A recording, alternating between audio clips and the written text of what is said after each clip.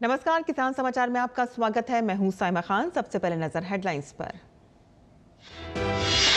दुनिया की सबसे तेजी से बढ़ती अर्थव्यवस्था के लिए अंतरिम बजट लोकसभा में पेश। वित्त मंत्री ने कहा कि पिछले 10 वर्षों में भारतीय अर्थव्यवस्था में अभूतपूर्व परिवर्तन। पूर्ण बजट में 2047 तक का विकसित भारत का ढांचा करेंगे पेश। वित्त मंत्री ने गरीबों, महिलाओं, युवाओं और किसानों की आकांक्षा और कल्याण को बताया सबसे बड़ी प्राथमिकता। कहा कि इन सभी को सरकार का समर्थन और उनके सशक्तिकरण से देश बढ़ेगा आगे। जीडीपी यानी कि गवर्नेंस, डेवलपमेंट और परफॉर्मेंस पर सरकार का ध्यान।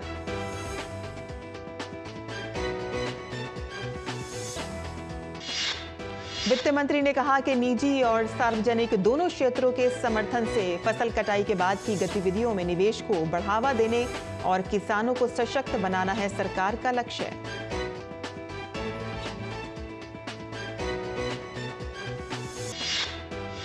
वित्त मंत्री ने कहा कि नैनो यूरिया को सफलतापूर्वक अपनाने के बाद सभी कृषि जलवायु क्षेत्रों में नैनो डीएपी के अनुप्रयोग का किया जाएगा विस्तार।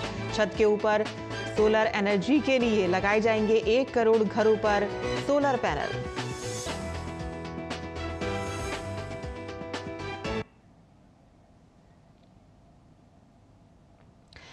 और बुलेटिन में अब देखते हैं विस्तार से, और सबसे पहले आइए अंतरिम बजट की आपको हाइलाइट्स बता देते हैं। वित्त मंत्री निर्मला सीतारमण ने मोदी सरकार 2.0 का अंतिम बजट पेश किया। अंतरिम बजट 2024-25 में देश के विकास पर खर्च होंगे 47,66,000 करोड़ रुपए। वित्त मंत्री निर्मला सीतारमण ने अंतरिम बजट में टैक्स प्रावधानों में कोई बदलाव नहीं करने की घोषणा की। आयकर और जीएसटी की दरें यथावत बनी रहेंगी। अंतरिम बजट में वित्तीय अनुशासन पर दिखा जोर। चालू वित्त वर्ष में देश का वित्तीय घाटा जीडीपी का 5.8% रहने का अनुमान। 2024-25 में इसे 5.1% के स्तर पर लाने का लक्ष्य। 2024-25 का सबसे बड़ा फोकस बुनियादी ढांचे पर। अगले साल बुनियादी ढांचे पर सरकार 11.1% ज्यादा खर्च करेगी। बुनियादी ढांचे पर खर्च 10 लाख करोड़ रुपए से बढ़कर 11,11,111 करोड़ रुपए होगा। वित्त मंत्री ने अंतरिम बजट में किया बड़ा ऐलान। कहा, जुलाई में आने वाले पूर्ण बजट में सरकार जारी करेगी अमृत काल में विकसित भारत 2047 की आर्थिक रणनीति। अमृत काल में सरकार की आर्थिक नीतियों का फोकस निवेश और उत्पादकता को बढ़ावा देने के साथ साथ रिफॉर्म, परफॉर्म और ट्रांसफॉर्म पर। साथ ही प्रधानमंत्री के पंचामृत लक्ष्यों के लिए बनाई जाएगी आर्थिक रणनीति। महिला सशक्तिकरण के लिए ऐतिहासिक बजट।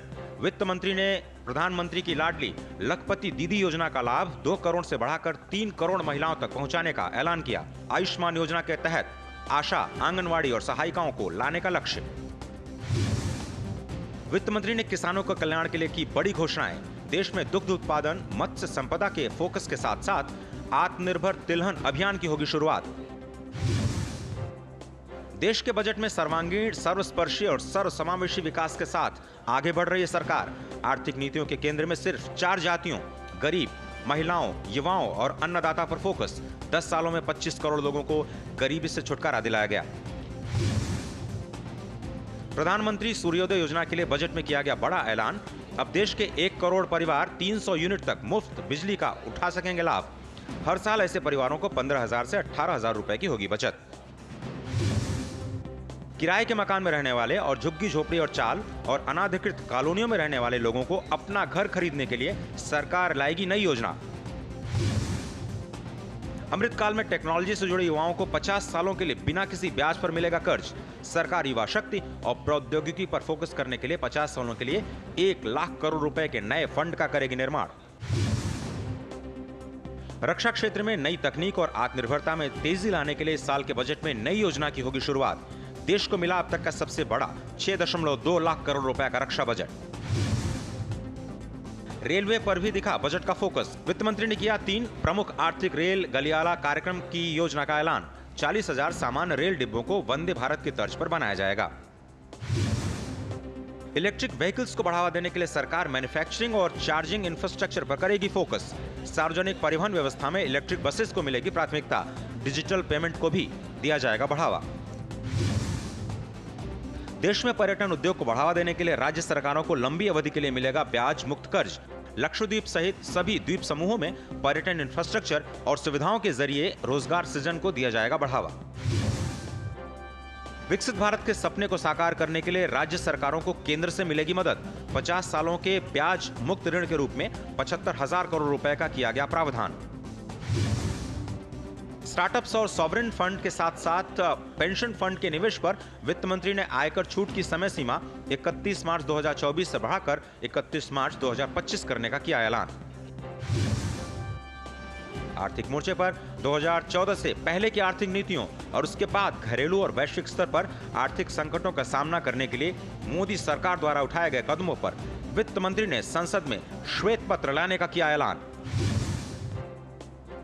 राष्ट्र प्रथम के मजबूत विश्वास के साथ देश में निवेश, रोजगार और उत्पादन को बढ़ावा देने के लिए वित्त मंत्री ने सर्व समावेशी अंतरिम बजट 2024-25 लोकसभा के पटल पर रखा। तो केंद्र सरकार ने अंतरिम बजट में प्रमुख योजनाओं के आवंटन में काफी इजाफा किया है और इसमें प्रमुख रूप से मनरेगा, आयुष्मान भारत और BLI जैसी योजनाएं शामिल हैं। और कितना रहा इन योजनाओं का आवंटन और क्या होगा इसका फायदा, आइए जानते हैं। केंद्र में प्रधानमंत्री नरेंद्र मोदी के नेतृत्व में सरकार ने अर्थव्यवस्था को गति देने के लिए प्रमुख योजनाओं के आवंटन में अभूतपूर्व वृद्धि की है। वित्त मंत्री निर्मला सीतारमण ने 2024-25 के अंतरिम बजट में ग्रामीण रोजगार के क्षेत्र को मजबूती देते हुए महात्मा गांधी राष्ट्रीय ग्रामीण रोजगार गारंटी योजना में पिछले साल के बजट के मुकाबले 26,000 करोड़ रुपए की बढ़ोतरी करते हुए 86,000 करोड़ रुपए का आवंटन किया है। इसी तरह गरीबों को मुफ्त इलाज की गारंटी देने वाली आयुष्मान भारत के लिए 7,500 करोड़ रुपए का आवंटन किया गया है, जबकि पिछले बजट में इस योजना के लिए 7,200 करोड़ रुपए आवंटित किए गए थे। वित्त मंत्री निर्मला सीतारमण ने उत्पादन संबद्ध प्रोत्साहन योजना PLI के लिए 2024-25 के अंतरिम बजट में 6,200 करोड़ रुपए के आवंटन की घोषणा की। पिछले बजट में ये 4,645 करोड़ रुपए था। इसी तरह वित्त मंत्री ने सेमीकंडक्टर और डिस्प्ले विनिर्माण पारितंत्र के विकास के लिए संशोधित कार्यक्रम के तहत 6,903 करोड़ रुपए का आवंटन किया है। 2024-25 में सौर ऊर्जा ग्रिड के आवंटन में 3,530 करोड़ रुपए की भारी वृद्धि की गई है। 2023-24 के बजट में इसके तहत 4,970 करोड़ रुपए का आवंटन किया गया था, जबकि इस बार 8,500 करोड़ रुपए का आवंटन किया गया है। सरकार ने राष्ट्रीय हरित हाइड्रोजन मिशन के तहत 600 करोड़ रुपए का आवंटन किया है। इससे देश के ग्रीन मिशन को काफी मजबूती मिलेगी। सरकार समाज के अंतिम पायदान पर बैठे लोगों के सशक्तिकरण पर खास ध्यान दे रही है। मनरेगा और आयुष्मान भारत जैसी योजनाओं के बजट में वृद्धि से जहां देश के गरीब तबके को बल मिला है, वहीं सरकार ने पर्यावरण को दुरुस्त करने के लिए जैव ईंधन के उपयोग को बढ़ावा देने पर भी जोर दिया है। Bureau report, DD news. और वित्त मंत्री निर्मला सीतारमण ने कहा कि सरकार ने गरीबी को समाप्त करने के लिए कई कार्य किए हैं और जिससे 25 करोड़ लोग गरीबी रेखा से नीचे आए हैं। With the pursuit of Sabka Saath, in these 10 years, the government has assisted 25 crore people to get freedom from multi-dimensional poverty. Our government's efforts are now getting synergized with energy and passion of such empowered people. This is truly elevating them from poverty. और वित्त मंत्री ने budget में किसानों की आय को दोगुना करने की बात कही। Agriculture and food processing. The efforts of value addition in agriculture sector and boosting farmers' incomes will be stepped up. Pradhan Mantri Kisan Sampada Yojana has benefited 38 lakh farmers and generated 10 lakh employment. Pradhan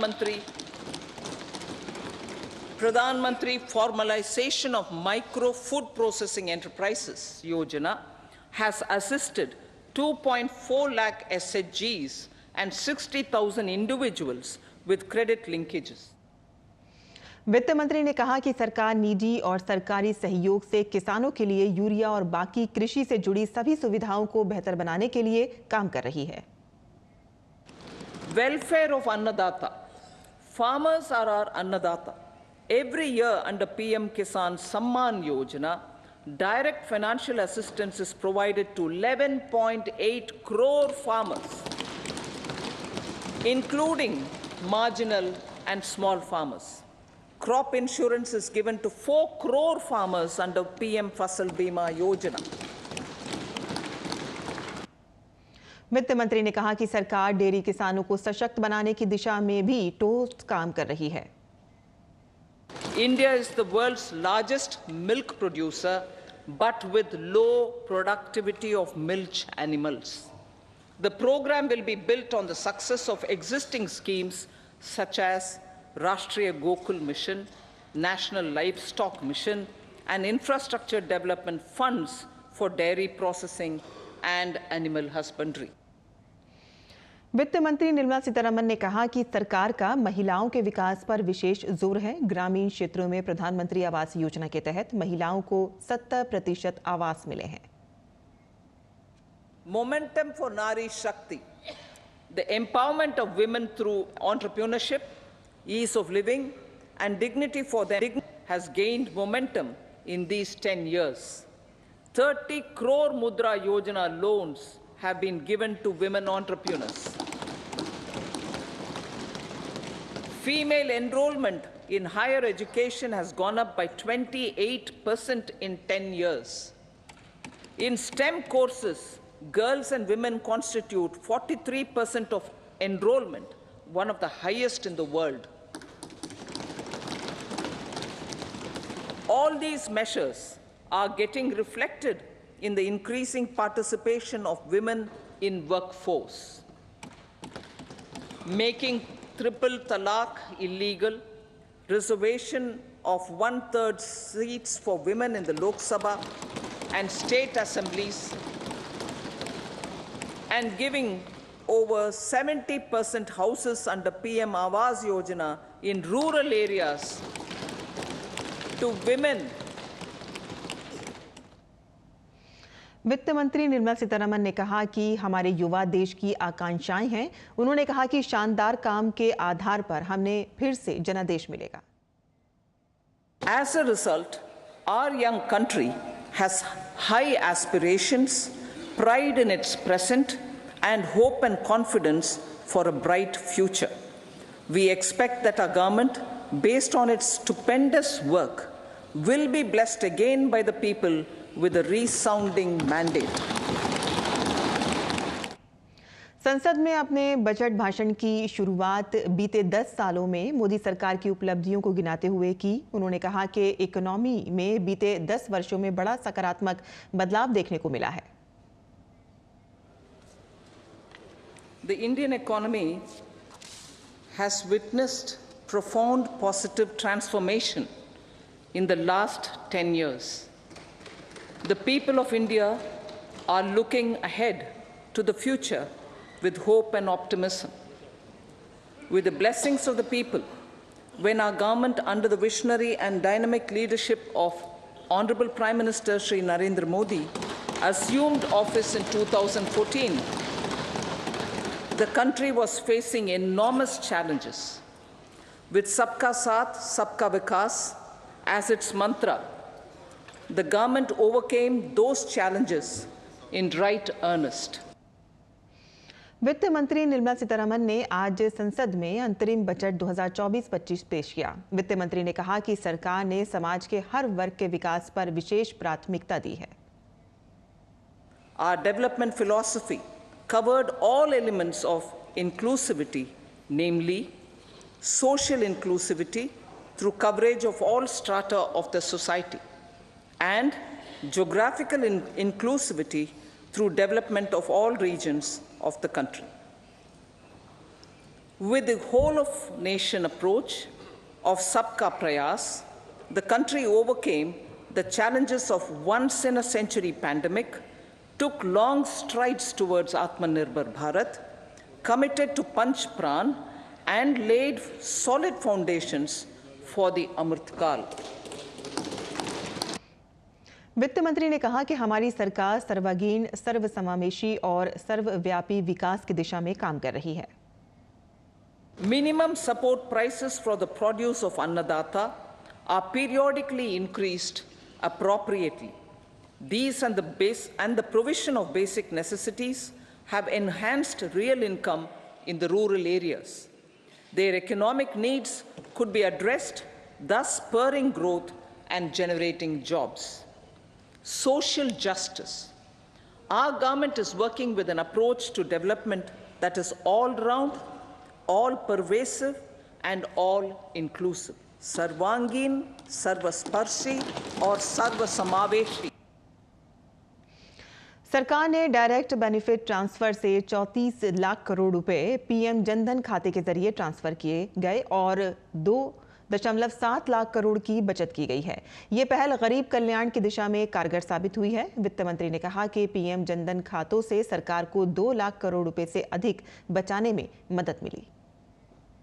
Direct benefit transfer of 34 lakh crore rupees from the government using PM Jandan accounts has led to savings of 2.7 lakh crores of rupees for the government.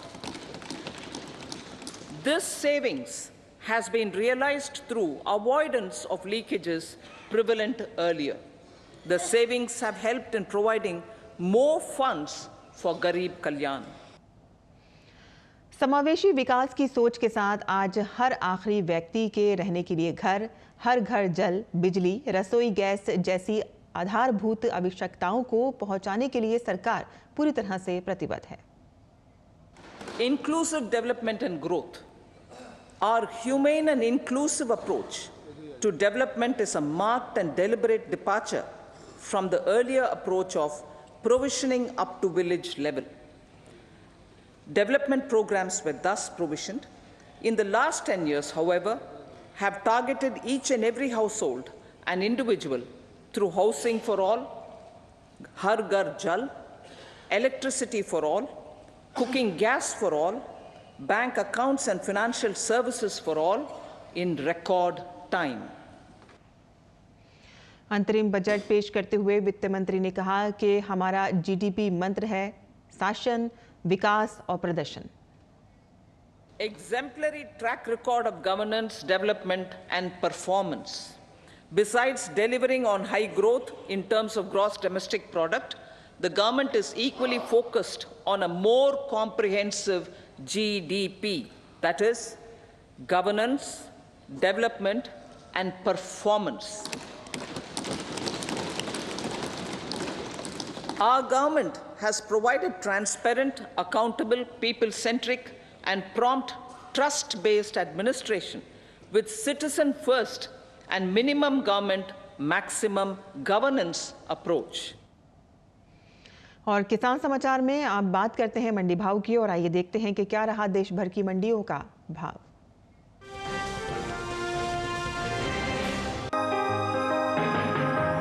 बुधवार को ज्यादातर मंडियों में गेहूं का कारोबार घटत बढ़त के साथ हुआ। एग मार्केट के मुताबिक गुजरात की धोराजी मंडी में इस दौरान तेजी देखने को मिली। यहां 30 जनवरी को गेहूं का भाव था 2,630 रुपए, जो 31 जनवरी को 70 रुपए चढ़कर 2,700 रुपए क्विंटल हो गया। इसी तरह उत्तर प्रदेश की बदायूं मंडी में 30 जनवरी को गेहूं का भाव रहा 2,580 रुपए, जो 31 जनवरी को 10 रुपए बढ़कर 2,590 रुपए हो गया। जबकि राजस्थान की जयपुर मंडी में कमजोरी के साथ कारोबार हुआ। यहां 30 जनवरी को गेहूं का भाव था 2,650 रुपए, 31 जनवरी को 52 रुपए गिरकर भाव 2,598 रुपए रह गया। राज्य की कोटा मंडी में भी गेहूं के सौदों में सुस्ती देखने को मिली। यहां 30 जनवरी को गेहूं का भाव था 2,550 रुपए, 31 जनवरी को इसमें 50 रुपए की गिरावट आई और भाव 2,500 रुपए क्विंटल रह गया। इस साल देश में घरेलू स्तर पर गेहूं की पैदावार रिकॉर्ड स्तर पर जा सकती है। कृषि मंत्रालय की ओर से जारी तीसरे अग्रिम अनुमान के मुताबिक साल 2022-23 के दौरान देश में 1127.43 लाख टन गेहूं की पैदावार हो सकती है, जो पिछले साल के उत्पादन की तुलना में 50.01 लाख टन अधिक है। बीते साल इस दौरान देश में गेहूं की पैदावार 1077.42 लाख टन रही थी।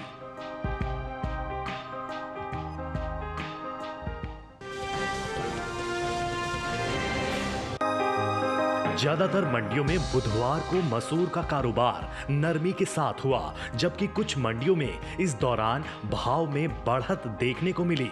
एग मार्केट के मुताबिक उत्तर प्रदेश की अलीगढ़ मंडी में मसूर के सौदे सुस्ती के साथ हुए। यहां 30 जनवरी को इसका भाव 7,180 रुपए था, जो 31 जनवरी को 30 रुपए गिरकर 7,150 रुपए क्विंटल पर रह गया। राज्य की लखीमपुर मंडी में मसूर के कारोबार में नरमी देखने को मिली। यहां 30 जनवरी को इसका भाव 6,750 रुपए था, जो 31 जनवरी को 10 रुपए लुढ़क कर 6,740 रुपए क्विंटल रह गया। उत्तर प्रदेश की बदायूं मंडी में भी कमजोरी का सिलसिला जारी रहा। यहां 30 जनवरी को मसूर का भाव 6,970 रुपए रहा। 31 जनवरी को इसमें 10 रुपए की मामूली गिरावट हुई और भाव 6,960 रुपए क्विंटल रह गया। जबकि उत्तर प्रदेश की ही फतेहपुर मंडी में मसूर के कारोबार में तेजी देखने को मिली। यहां 30 जनवरी को मसूर का भाव था 6,910 रुपए, जो 31 जनवरी को 5 रुपए की मामूली बढ़त के बाद 6,915 रुपए हो गया। दूसरी ओर घरेलू स्तर पर इस साल मसूर की रिकॉर्ड पैदावार हो सकती है। कृषि मंत्रालय की ओर से जारी तीसरे अग्रिम अनुमान के मुताबिक साल 2022-23 के दौरान मसूर की उपज 15,80,000 टन रहेगी, जबकि साल 2021-22 में यह आंकड़ा 12,69,000 टन था। यानी इस बार मसूर की उपज में 3,11,000 टन की बढ़ोतरी का अनुमान है। बात दलहन की पैदावार की करें तो घरेलू स्तर पर इस साल कुल दलहन की भी रिकॉर्ड पैदावार का अनुमान जताया गया है। कृषि मंत्रालय के तीसरे अग्रिम अनुमान के मुताबिक देश में साल 2022-23 के दौरान कुल दलहन की पैदावार 275,04,000 टन होने की उम्मीद है, जो पिछले साल के 273,02,000 टन की तुलना में 2,02,000 टन अधिक है।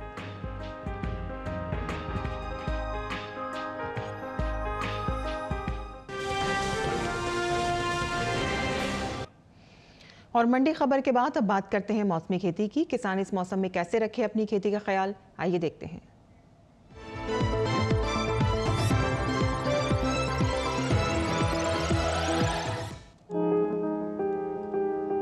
उत्तराखंड के किसान पकी हुई मूली की खुदाई का काम कर लें। यहाँ के किसान प्याज की बुआई भी कर लें। पंजाब में इस समय मक्के और सूरजमुखी की बुआई की जा सकती है। राजस्थान में इस समय किसान कपास की पकी फसल की कटाई कर लें। साथ ही यहाँ के किसान मक्के और ज्वार की फसलों की समय पर सिंचाई करें। ओडिशा में इस समय मूंग की पकी फसल की तुड़ाई की जा सकती है। पश्चिम बंगाल में इस समय शीतकालीन पत्ता गोभी, फूल गोभी, टमाटर, मिर्च और बैंगन की बुआई की जा सकती है। असम के किसान सरसों की पकी फसल की कटाई कर लें। यहाँ के किसान इस समय बोरो धान की बुआई कर सकते हैं। साथ ही असम में किसान इस समय पालक, धनिया, मेथी और फॉक्सटेल बाजरा की बुआई जारी रखें। मेघालय के किसान अदरक की पकी पौध की खुदाई कर लें। यहाँ टमाटर, मूली, गाजर और शलगम की बुआई की जा सकती है। नागालैंड में किसान आलू की पकी फसल की खुदाई कर लें। मिजोरम में किसान मक्के की पकी फसल की कटाई कर सकते हैं। साथ ही यहाँ धान की नर्सरी लगाई जा सकती है। त्रिपुरा में बोरो धान की बुआई की जा सकती है। साथ ही यहाँ किसान तिल, मसूर और सरसों की फसल को ठंड से बचाने के लिए समय पर आवश्यकता अनुसार सिंचाई करें। महाराष्ट्र के कोंकण में किसान काली मिर्च और चीकू की तुड़ाई जारी रखें। वहीं मराठवाड़ा में अरहर की पकी फसल की तुड़ाई की जा सकती है। महाराष्ट्र के विदर्भ में ग्रीष्मकालीन मूंगफली, तिल और सूरजमुखी की बुआई की जा सकती है।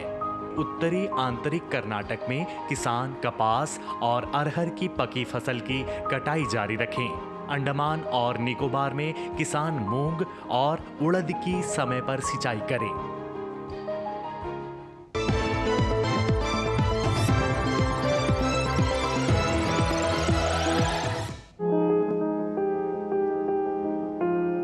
अच्छी पैदावार के लिए बेहतर किस्मों का चुनाव करना चाहिए।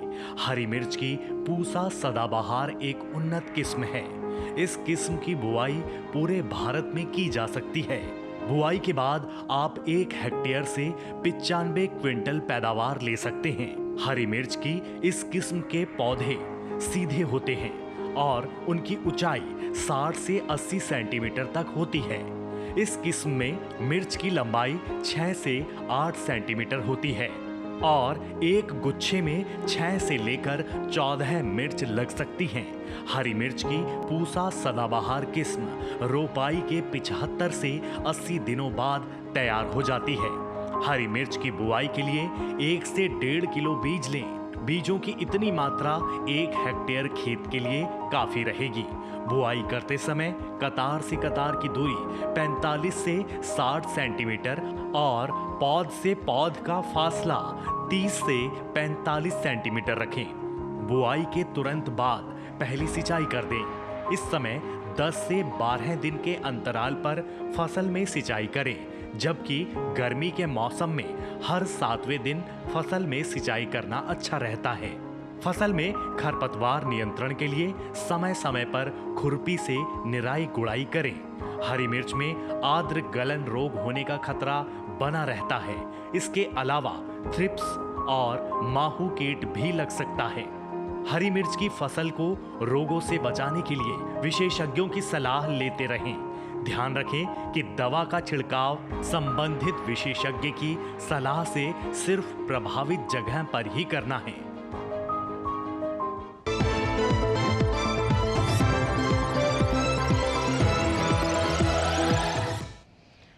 और खेती किसानी से जुड़ी खबरों के बाद आइए अब नजर डालते हैं कुछ और खबरों पर। वित्त मंत्री निर्मला सीतारमण ने कहा कि आज के युवाओं को भविष्य की चुनौतियों के लिए तैयार किया जा रहा है और साथ ही पीएम और पीएम श्री विश्वविद्यालयों के माध्यम से छात्रों को गुणवत्ता प्रधान शिक्षा देने पर खास जोर दिया जा रहा है। वित्त मंत्री ने कहा कि 3 नए रेल कॉरिडोर शुरू होंगे। पीएम गति शक्ति योजना में काम तेज किया जाएगा। वित्त मंत्री निर्मला सीतारमण ने कहा कि 40,000 नॉर्मल रेल डिब्बों को वंदे भारत में बदला जाएगा, जिससे यात्रियों को सुविधा मिलेगी। वित्त मंत्री निर्मला सीतारमण ने कहा कि घरेलू पर्यटन को बढ़ावा देने के लिए लक्षद्वीप सहित अन्य द्वीपों पर परियोजनाएं शुरू की जाएंगी। वित्त मंत्री ने कहा कि सर्वांगीण, सर्वस्पर्शी और सर्वसमावेशी विकास के जरिए सरकार 2047 तक देश को विकसित भारत बनाने के लिए प्रतिबद्ध है। तो किसान समाचार में आज के लिए बस इतना ही। अनुमति दें। नमस्कार।